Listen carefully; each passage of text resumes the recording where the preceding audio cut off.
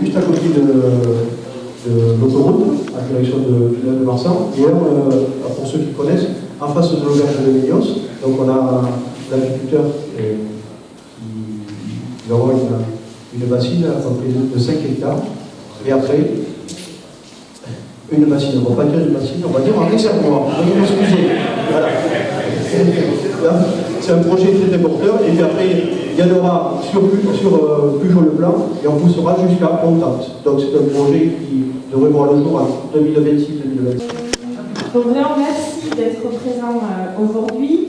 On conclut en fait cette semaine, on a un peu axé, on va travailler avec toute l'équipe du MODEF pour lancer la semaine du foncier. Donc nous avons fait pas mal d'actions tout au long de l'année forcément et on a eu des sujets. Vous avez parlé de la loi sur la non-artificialisation des terres. On a un gros dossier volé sur l'agrivoltaïsme. On va avoir une large place pour débattre lors de cette matinée sur cette problématique ou cette opportunité. On va voir ce qu'on peut en dire. Mais on a donc sur cette semaine sur le foncier, nous étions à Tarnos mercredi soir. Nous avons reçu Lucille Leclerc qui est autrice d'un livre qui s'appelle Hold Up sur la terre, qui a travaillé sur l'accaparement des terres, pas forcément qu'à l'étranger, mais aussi en France. Donc, je pense que je vais refaire un petit topo sur cette représentation également. Vous dire également que malgré tous ces gros dossiers que l'on a suivis, on va pouvoir en parler. La terre est notre outil de production et qu'il faut la préserver et essayer de tendre vers un modèle qui nous permettra à nous, agriculteurs, de pouvoir continuer à travailler. Vous l'avez dit, dans la commune de Boug, le constat il est quand même, on va dire, désastreux. Quand on sait qu'il n'y a plus d'agriculteurs, il n'y a plus de siège social sur la commune de Boug, on est quand même aux portes de Mont-de-Marsan, qui a une agglomération quand même assez importante, avec plus de 35 000 habitants. Et donc, quid de nourrir cette population s'il n'y a plus d'agriculteurs au port de Mont-de-Marsan. Et quand on fait le tour entre Gaillère, Cadenc, etc., tout le coin de Mont-de-Marsan, on s'aperçoit réellement que de plus en plus de terres sont laissées en friche et en jachère. On va faire un petit peu le topo de la CDOA. Je vais commencer par ça parce qu'on a abordé ce sujet-là de la CDOA, notamment mercredi soir lors de notre réunion à Tarnos avec l'autrice de Hold Up sur la terre qui, elle, a vraiment travaillé sur l'évolution de la SAFER et l'évolution du rôle de la SAFER qui, lors de sa construction, jouait un vrai rôle de régulation du foncier, du prix du foncier, et qui, petit à petit, on l'avait vu et on vous l'a présenté l'année dernière avec la loi Pascou, a perdu tout son sens et devient un peu le nouvel agent immobilier du foncier. Parce que toutes ces subventions publiques ont été supprimées depuis 2017. Donc, en fait, elle devient juge et partie dans la vente et dans la location des terres, et elle ne se finance que par un pourcentage de rémunération sur cette location et sur cette vente des terres. Donc, plus aucun argent public vient financer la SAFER, alors quand même qu'elle a encore un rôle de mission et un rôle de service public, avec une mission publique sur la régulation du foncier. Il est urgent de porter syndicalement des réflexions auprès de nos politiques pour revenir à la régulation, à un peu une vision de la protection de la terre. Et si derrière, il n'y a pas d'accompagnement sur la protection de la terre, ça n'a plus de sens. Et le travail qu'on essaye de faire, donc peut-être pas correctement, avec beaucoup de difficultés, on n'est peut-être pas assez audible, mais c'est vraiment d'avoir des politiques et qu'ils soient à notre écoute et qu'on puisse reproposer, réfléchir collectivement à des solutions qui puissent, à minima, proposer une régulation du foncier, une préservation des terres, essayer de recréer quelque chose, parce que là, c'est la fuite en avant et vous voyez. Est-ce que vous voulez peut-être réagir sur ce... On est quand même dans une période où le syndicalisme, quel qu'il soit, n'a jamais été aussi peu écouté. Il se contente de prendre quelques idées forces dans les syndicats majoritaires pour voilà, s'abriquer un petit peu, mais après, ça me contre-fout. Donc on est sur un mécanisme, je ne sais pas jusqu'où on va aller, mais c'est vraiment insupportable et ça me pose des problèmes dans le syndicalisme en général, hein, parce que faire des efforts de réflexion collective, avoir des idées, mener des débats, et quand on voit le peu d'écoute qu'il y a, c'est quand même particulier. Moi j'ai rarement vu ce fonctionnement. Et puis chacun dans nos communes, moi je pense qu'il faut alerter les maires de nos villages, quand il y a des sessions de parcelles agricoles, d'avoir un regard dessus. Parce que comme la loi CPR a été détricotée, il faut quand même rester vigilant sur cette session. Parce que bon, ça s'est passé dans mon village et ça peut se reproduire à nouveau n'importe où.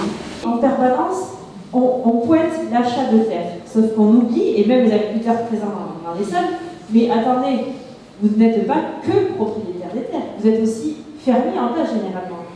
Et quand on fait une présentation aux jeunes agriculteurs, en règle générale, on omet de dire qu'on peut être fermier en place. Et donc, à chaque fois, la seule vision, et ça c'est une vision un peu en profondeur, et qu'il faut venir toujours en permanence contrecarrer, parce qu'on dit il faut qu'on soit propriétaire de la terre. Et je pense qu'on en reviendra peut-être à la fin de ce congrès sur cet accès à la propriété qui est toujours en permanence pointé, sachant que dans les réflexions que nous on peut porter, qu'on peut commencer à réintégrer sur la propriété de la terre. Est-ce que la terre on le considère comme un bien commun, comment on peut le transmettre aux générations futures, etc. Et ça fait exactement le lien avec ce que vous venez de dire avec Christophe et Marcel, avec la problématique de l'installation, avec les capitaux et la financiarisation de la terre, tout ce qu'on a dénoncé, tout ce que vous avez dénoncé sur la terre, sur cette financiarisation, cette capitalisation de la terre. Est-ce que nous, on ne serait pas en droit de proposer autre chose, de proposer un autre modèle, et que cet accaparement des terres par la propriété est à repenser en fait. Et ça, c'est vraiment un autre modèle par lequel on peut contrecarrer ce qui se fait actuellement. C'est un peu plus dans les perspectives que nous, on pourrait proposer. Mais du coup, ça demande, comme le disait Christophe, des réflexions, des réunions, une pensée collective, de se rassembler, de débattre. Est-ce qu'on continue à porter ce projet de la propriété, donc de la capitalisation du foncier, ou est-ce qu'on trouve d'autres moyens? Tu as cité, Marcel, une foncière qui est venue sur faire caution sur des terres à la SAFER. On peut tout mettre dans ces foncières. Vous savez très bien que c'était, on a fait un article, un journal dans l'année sur le Larzac, avec le GEFA qui avait été créé lors de la construction du plateau du Larzac. On a des systèmes de gestion de la terre collective qui existent en France. Les terres de Notre-Dame-des-Landes, les agriculteurs qui étaient en place ont essayé aussi de penser un autre portage du foncier dans la communauté. Les politiques publiques peuvent s'emparer du foncier pour pouvoir le transmettre aux générations. On a été à Tarnos, donc je vous le disais, mercredi soir. C'est ce que la communauté du Sénanx fait, c'est ce que la ville de Tarnos fait, c'est-à-dire penser la terre comme un commun et qui sera transmissible de génération en génération et qui restera agricole avec une protection de la terre. Et donc, ces foncières-là, elles peuvent prendre différentes tournures.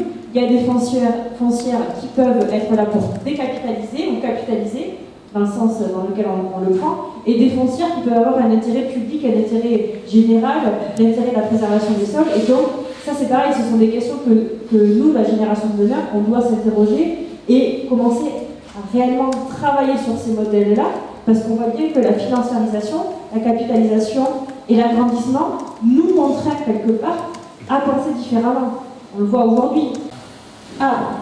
Qu'est-ce qui s'est passé cette année? Cette année, il s'est passé que de nombreux projets ont encore toqué à la porte de la CDPNAF sur le volet agrivoltaïsme, il y a une première ébauche de loi qui est parue au mois de mars 2023 et qu'on attend des décrets d'application sur la loi agrivoltaïque. En plus des différents projets qui nous ont été présentés sur des surfaces allant d'une dizaine d'hectares à peu près 700 hectares de couverture panneaux photovoltaïques, sous différentes productions, des kiwis jaunes, des kiwis rouges, de la vigne, des ombrières aussi pour l'élevage. Qu'est-ce qu'on a eu d'autre? Et du mouton, voilà. Et forcément, un dossier d'envergure qui est arrivé à échéance au mois de octobre, ou septembre-octobre, c'était FENAF. Donc pour vous faire la présentation, 1500 hectares de SAU concernés sur une zone de captage d'eau potable avec des problématiques de potabilité de l'eau. Et donc un projet émanant à la fois des agriculteurs du territoire et à la fois d'un énergéticien pour couvrir sur ces 1500 hectares concernés 700 hectares de SAU sous panneaux photovoltaïques. Donc on s'est rassemblés, nous, membres de la section des fermiers et métayers, du bureau et du CA du MODEF pour discuter à de nombreuses reprises de ce dossier-là. On a fait un tout petit travail de lobbying en précisant qu'il nous manquait quand même des gros paramètres sur ce dossier-là, notamment le statut du fermage, parce que Marcel va mieux vous expliquer que moi le dossier et la construction de ce dossier-là, mais l'énergéticien ne proposait pas de mots sur les parcelles en place. Et je vous ai dit au départ qu'il y avait une problématique de potabilité de l'eau. Et donc, il n'y avait même pas sous les parcelles une charte, enfin il y avait une charte, mais il n'y avait pas de réelle proposition faite à du zéro phyto, à changer les méthodes de pratique culturelle pour atteindre une potabilité de l'eau plus raisonnable et abordable ou qu'elle puisse rentrer dans les standards. Donc on a quand même alerté, c'est un dossier qui nous a pris énormément de temps, toute l'année, vraiment on a quand même bataillé, on a eu beaucoup de réunions, on s'est vraiment creusé la tête sur ce dossier-là et sur les autres, sachant qu'en plus on est dans un flou vu que la loi n'est pas là, donc on tâtonne nous aussi dans nos positions, même si on a des lignes rouges qui sont claires et nettes, notamment sur le statut du fermage. Mais ça a suscité pas mal de débats. Et réellement, aujourd'hui, moi, ce que je voulais sur cette thématique-là, c'est que vous preniez la parole et qu'on rediscute de cette ligne rouge, qu'on se dise que le syndicat, le MODEF, voilà la ligne conductrice de ça. Même si nous, on a des grandes lignes, on a travaillé sur ce dossier-là, j'ai vraiment envie de vous entendre parce que on comprend bien que l'agrivoltaïsme peut être une solution et une opportunité pour un territoire. Sauf qu'en fait, elle crée aussi des distorsions de concurrence au sein du même territoire. On sait très bien, on a parlé de revenus, que pour les agriculteurs qui sont en place, ça peut être une solution de revenus parce que au vu de ce qu'on touche et de notre rémunération, forcément, c'est alléchant. Et je peux le comprendre. Franchement, je peux le comprendre. Et je suis aussi intervenue en ce sens en session en disant, mais oui, forcément, ça se comprend. Mais quid de la production derrière? Qu'est-ce que nous, demain agriculteurs, on produit?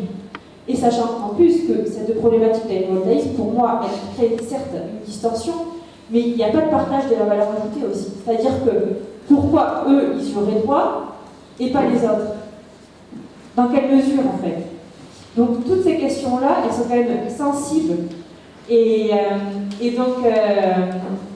donc moi, j'ai vraiment aussi besoin de votre retour. Marcel, je vais te laisser peut-être décrire le projet PATAB dans son ensemble, entre la construction des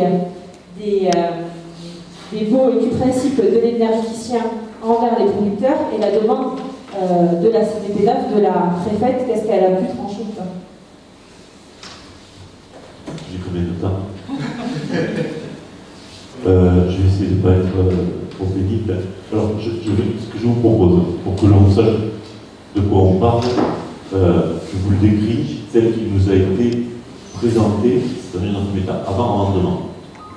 Donc, et ce sur quoi que l'on rejetait viscéralement. Alors, le projet initial est le suivant. Les 1400 hectares de bassin versant, 700 hectares ont été identifiés pour recevoir des panneaux photovoltaïques dessus. Le mécanisme est le suivant, je ne vais pas rentrer dans les détails. Au lieu de verser l'énergéticien, en gros, quand ils mettent des panneaux enserrés sur une parcelle, ils sont en mesure de verser des fermages d'entour de 3 000 € l'hectare. Au lieu, alors je ne sais pas combien ils l'ont promis, je ne connais pas les montants, mais ce n'est pas le problème. Bref. Mais au lieu de verser un fermage au seul propriétaire du terrain, ils ont proposé un mécanisme qui consiste à verser un fermage majoré par rapport aux bureaux ou à des propriétaires exploitants, aux propriétaires du terrain qui accueillent les panneaux, et le delta entre ce qui leur revient vous prenez pas ça pour argent liquide, pour argent comptant, liquide d'ailleurs, mais je crois que c'est quelques centaines d'euros l'hectare au lieu de quelques milliers, quoi. Qu'est-ce qu'on veut pour l'agriculture de demain? Et si on définit qu'on est contre, on est contre, mais du coup, il y a quand même une loi. Et donc, dans cette loi, quelque part, qu'est-ce qu'on met comme garde-fou, comme le ligne rouge, et sur quoi on bataille ou non, quoi. Et donc, la difficulté de cette loi, qui n'est justement pas sortie encore, c'est quand même la préservation du revenu agricole, parce que moi, de l'agrivoltaïsme, ça peut être une solution. La seule chose aussi, je crois, c'est quand même qu'il y ait une production agricole significative, et c'est ce qui se tend dans la loi, avec un revenu agricole significatif. Parce qu'autrement, ça n'a pas de sens. Parce qu'autrement, on continue la distorsion de concurrence, on continue à désertifier, et la seule solution, c'est que l'agrivoltaïsme sera au maire de ceux qui peuvent investir, et puis les autres, démerdez-vous.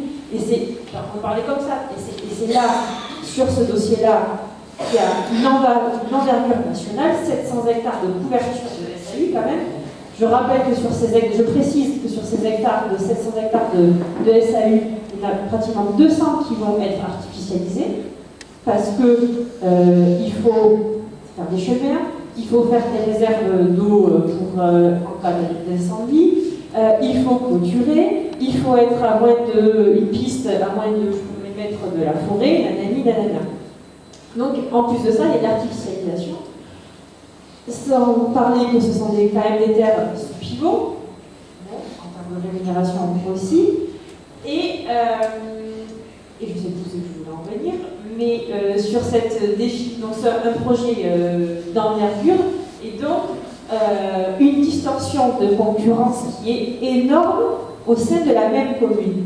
Et ça, moi qui suis, j'ai envie de dire quand même représentante d'un syndicat généraliste, avec des agriculteurs de partout, hein, vous le savez, au sein d'une même commune, on trace un trait, donc tu as la chance, quelque part, d'être du mauvais côté, parce que tu étais dans une zone polluée, on va te donner 2 000 ou 3 000 € hectare, parce que tu fais partie de ce cercle-là, et à côté, c'est une même commune, mais non, on a défini une règle du jeu, toi tu continues à te dépatouiller tout seul avec ton élevage de canards, avec les pavières, tout seul avec ton élevage de bovins sans rémunération, tout seul avec ton agriculture bio, parce que toi tu es vertueux et que tu as un modèle en tête depuis 30 ans, mais tu te débrouilles, et toi, autre agriculteur du territoire, qu'est-ce qu'on fait pour toi? Qu'est-ce qu'on pense comme développement agricole? Comment on se positionne?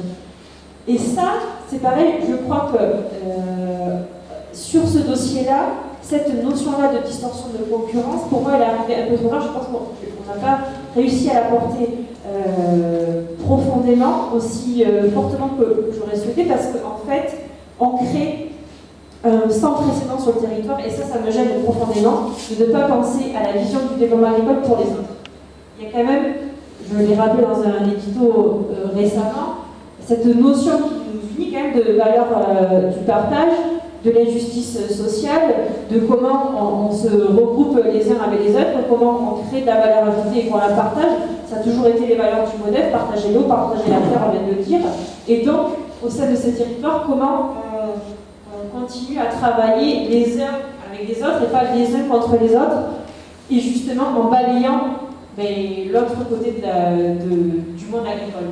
Et ça, j'ai une vraie problématique avec ça. Fixer une charte, nous avons délibéré, nous avons adopté, et que c'est la ligne qui guide la vie du conseil départemental de la CDPNAF. Et il y a notamment la question de la protection du fermage et des baux ruraux. C'est la raison pour laquelle, d'ailleurs, ce débat était central, et les prises de position du MODEF et les prises de position du département, parce que le département a été reçu l'ensemble des maires du canton, des grands cantons, des comme concernés, et auquel il a été dit, s'il n'y a pas de baux, de toute façon c'est non. Et les porteurs de projet, quelques jours avant, on a tenu exactement le même discours, il nous dirait qu'il n'y a pas de projet s'il n'y a pas de baux emphytéotiques. Il n'y a pas les financements. Bon, le matin de la CDPNAF, finalement, les baux ruraux étaient possibles. Moi, j'avais contacté le ministère de l'Agriculture, précisément parce que les décrets sont en discussion depuis longtemps. On n'a pas appris le lendemain ce qu'il y avait l'année prochaine. On sait depuis un petit moment, puisqu'on se bat en se plaignant de ce qu'il n'y a pas. Et en fait, il y a 3 points de bataille. C'est que vous étiez député et agriculteur, ceux qui sont pas là-dessus. 3 points. C'est le contrôle de la productivité et du taux de couverture. Mais attention, sur les zones de captage, les taux de couverture pourraient être plus élevés que sur les terres normales, parce que là, on parle quand même, on est quelques-uns à boire l'eau des arbustes. Et finalement, on va aussi les entendre aussi. Elle est vraiment dégueulasse, ça fonctionne sous dérogation. De toute façon, il y a un arrêté ministériel de dérogation qui dit que vous avez 10 ans pour aller aux zéro pilote. Bon. C'est vrai qu'évidemment, la complexité, c'est que ce sont les mêmes qui vont bénéficier du projet qui, par ailleurs, ont mais ce que je veux dire, c'est que de toute façon. La mesure des pollueurs payés. En tout cas, ce qui est certain, c'est qu'il n'y aura plus de maïs tel qu'il y en a eu depuis des décennies avec les conséquences que l'on sait. Donc il y a nécessairement au-dessus, quel que soit indépendamment du projet photovoltaïque, il y a nécessité d'avoir un projet agricole qui prenne en compte cette réalité sanitaire grave et de problèmes dans les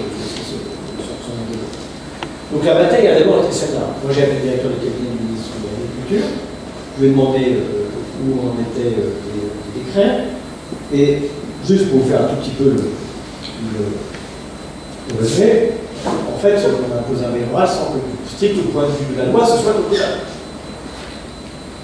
C'est un travail de conviction, le travail de conviction de la préfète.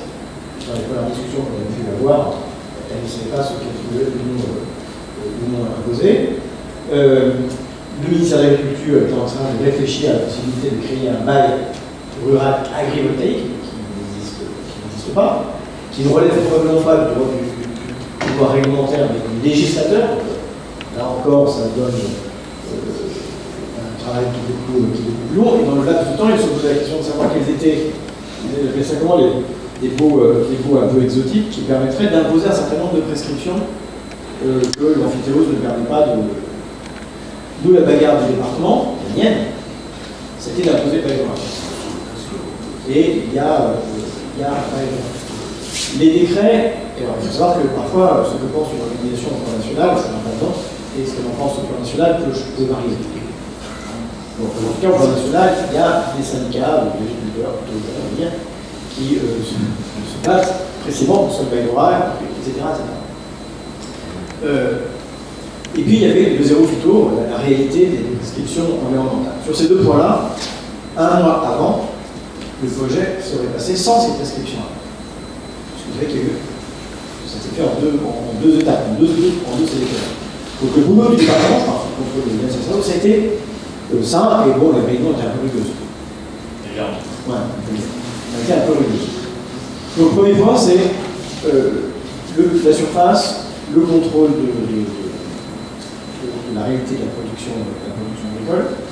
Deuxième chose, c'est la protection du fermage et donc le bail qui va avec, qui est pour nous le bail rural. Et puis il y a le partage de la valeur, qui est aussi un sujet. Alors, il y a des solutions maison qui ont été trouvées. Moi, je vous recommande de regarder ce que vient d'annoncer la Chambre d'agriculture de la Corrèze, qui va monter une SAS où, en réalité, les projets d'agrivoltaïsme passeront par cette SAS, dont les propriétaires agricoles, s'ils veulent être d'un projet, j'allais dire, ils adhéreront à cette structure de mutualisation. Bon, ce qui sera sans doute un moindre mal pour éviter les phénomènes de concurrence, pour répondre à la question aussi du prix du foncier, parce que comment on met une terre à un jeune agriculteur sur lequel il y aurait des panneaux, c'est rien. Il y a besoin quand même de prouver tout ça. Et puis on se pose la question aussi,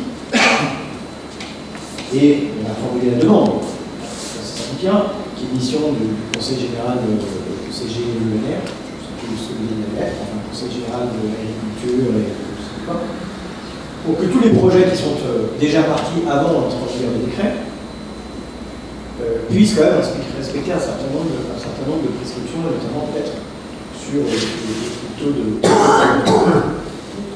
les taux de couverture.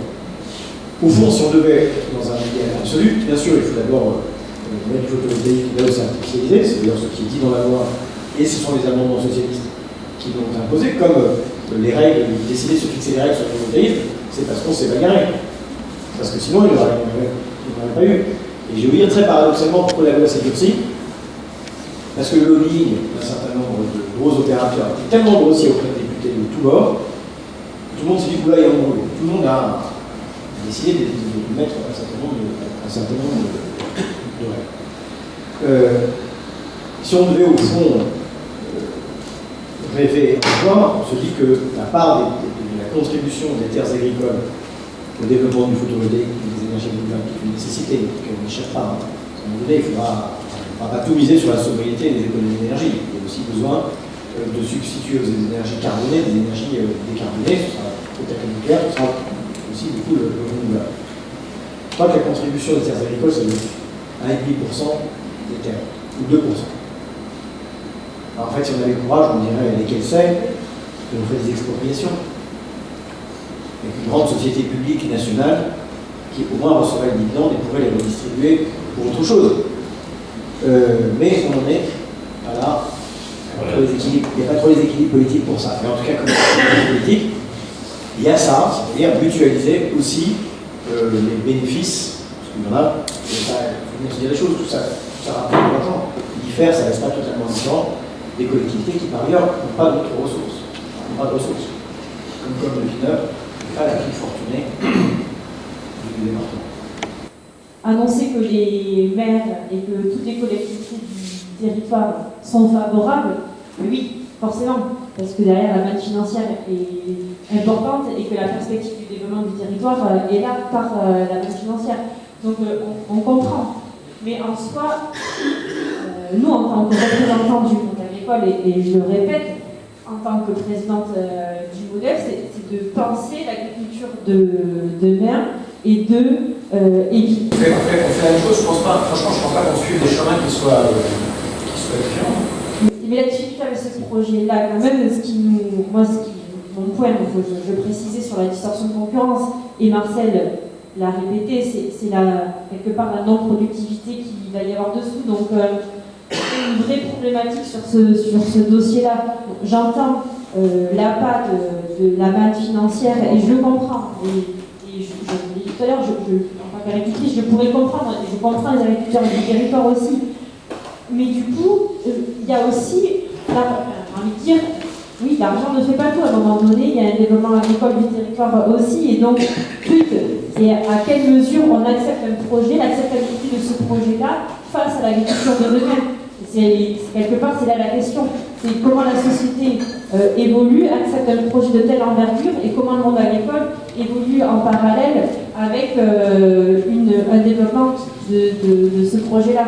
Donc, et après, peut-être Martin, tu reviendras sur ce que tu as dit, Boris, sur le fait que, et ça va me faire réagir dans la salle, parce que le statut du fermage, on nous a avancé l'argument que le statut du fermage est trop contraignant par rapport à ce aux porteurs de projets et aux énergéticiens qui, eux, veulent un bail beaucoup plus libéraliste. Et donc ça, Marcel va vous le préciser. Et donc ils nous ont pondu un truc, le nouveau bail agrivoltaïque pour pouvoir faire, encore une fois, sauter les verrous pour pouvoir libéraliser en permanence. Malgré le fait qu'on soit pas forcément nombreux, mais on continue à travailler sur ces problématiques-là foncières. Je pense qu'on s'est bougé ce trimestre-là sur cette thématique foncière, mais pas que. Vous dire également que Marion, qui est à côté de Patrick, est la nouvelle venue au sein de notre équipe, donc qui est en charge de l'installation transmission, ou transmission-installation, on peut le mettre dans les deux sens. Elle va travailler au sein donc, de l'ALPAD avec Antoine. L'idée, c'est, vous le savez, on le dit depuis quelques années, mais la pyramide des âges est ce qu'elle est, vous le savez. C'est en lien avec ce qu'on vient de dire là, sur l'accaparement des terres, la transmissibilité des terres, l'accessibilité aux fonciers. Et donc, l'idée, c'est de ne pas rester les bras croisés. Donc, on fait le pari avec l'embauche de Marion, qui est une formation de sociologue.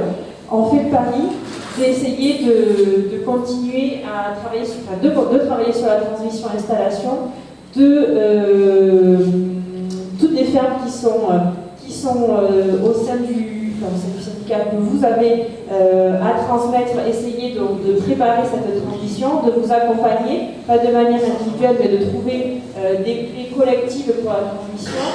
On travaille également forcément en parallèle sur l'installation avec l'envie de trouver une dynamique. Peut-être ça passera vers de l'installation collective, peut-être ça passera vers la réduction d'une installation pour qu'elle soit plus transmissible, mais en tout cas, de faire ce travail-là pour pouvoir continuer à porter nos valeurs et pour pouvoir tout simplement croire à l'agriculture de demain et pas à l'agriculture de photon, comme on vient de batailler maintenant, mais croire à une agriculture de territoire, locale, pas forcément, mais durable en tout cas.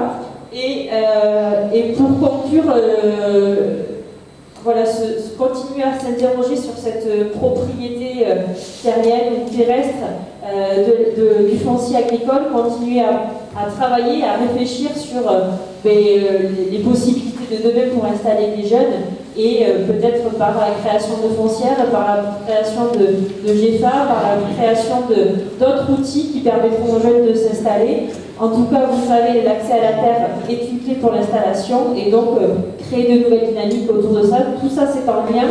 En tout pour nous, l'évolution, pour moi et le CA, l'évolution du syndicat tend vers là, à un élargissement vers des plus jeunes, vers des agriculteurs qui sont sur la côte avec une autre vision.